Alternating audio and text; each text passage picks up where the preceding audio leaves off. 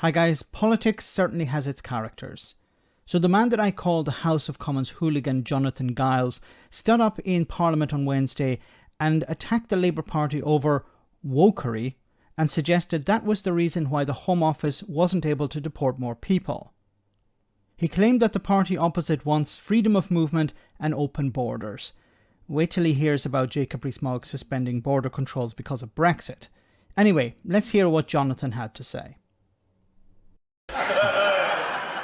Thank you, Mr. Speaker. The people of Stoke-on-Trent North, Kidsgrove and Talk, are delighted that we're shipping off over 10,000 now foreign national offenders since 2019 because they do not deserve to have their feet on these great British shores. But they are flabbergasted, Mr. Speaker, that the woke, wet and wobbly lot opposite are on the side of their lefty warrior, woke warrior lawyers, making sure these rapists and paedophiles remain in our United Kingdom, rather than actually standing up for the British people and their safety. But it's no surprise because they're an unhealthy obsession with free movement and open borders, thinking that anyone who wants border control is a bigot and that borders are racist.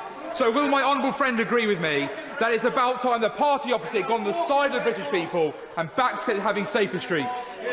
Minister.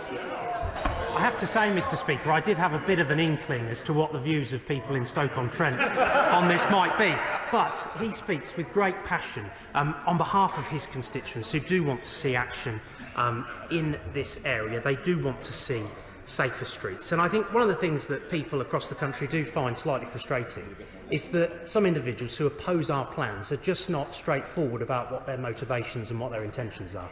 If you wish to have a country with no border controls, people should just be honest about the fact they want to have no border controls. That is a perfectly legitimate argument to proceed with, but it's one I don't agree with. You don't agree with it? Well, that's confusing because Jonathan came in on getting Brexit done, and one of the arguments related to getting Brexit done was taking back control of borders.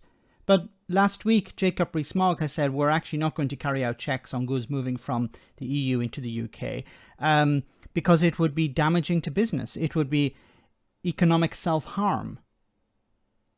So are you for or against borders? I'm confused. Anyway, this whole thing about lawyers and the Labour Party being on the side of left-wing lawyers. Look, some people should be deported, other people should not be deported. The problem is that it's not the lawyers, it's the judges. If you have a problem, it's with the judges, because the lawyers are not the ones who stop the Home Office from deporting people. It's the judges, because the case is brought to a court and the judge makes the decision, not the NGO, not the lawyer, not the Labour Party, not any of these people. It's the judge that makes the decision. So if you have a problem, it's with the judge. And the judge is interpreting the law. So the problem is with the law. And who writes the law? Well, the government writes the law. So you should have a problem with yourself.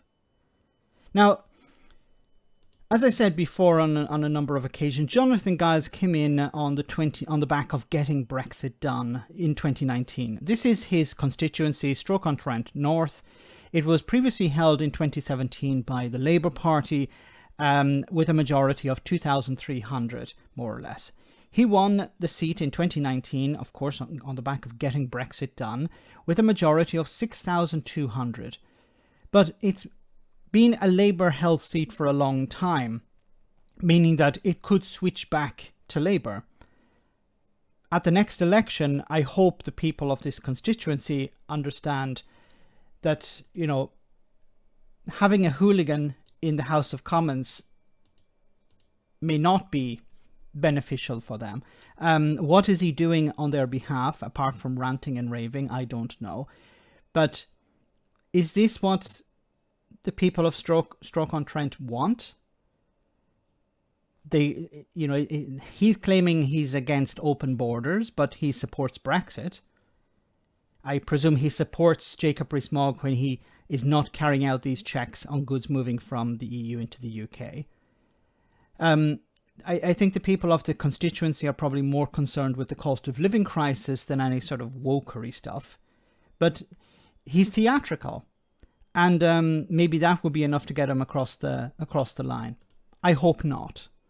Let me know in the comment section, guys, what you think about all of this. As always, your comments are greatly appreciated. Thanks a lot.